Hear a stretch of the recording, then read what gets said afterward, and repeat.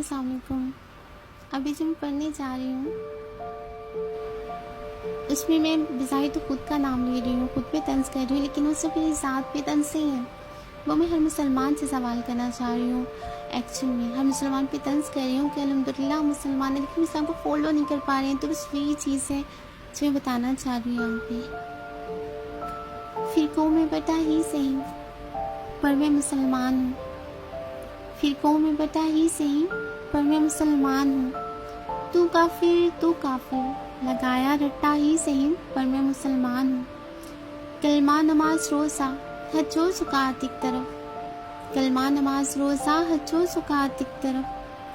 फ़क़्त गुनाहों से नाता ही सही पर मैं मुसलमान हूँ। हलालो हराम से हूँ मैं वाकिफ़ मुकम्मल, कुछ पीता थोड़ी पिलाता ही सही पर मैं मुसलमान हूँ। है सादिको अमीन मेरे नबी दोस्तों, है सादिको अमीन मेरे नबी दोस्तों। कर ख़यानत झूठी कसम खाता ही सही पर मैं मुसलमान हूँ। है सादिको अमीन मेरे नबी दोस्तों, कर ख़यानत झूठी कसम खाता ही सही पर मैं मुसलमान हूँ। हो मुसलमान तो है लाज़िम अच्छे इंसान के सब गुण, मैं फ़र्ज़ भूल के हकूक़ बताता ही सही पर मैं मुसलमान हूँ। तौहीद है पहचाने मुसलमान बेशक, तौहीद है पहचाने मुसलमान बेशक।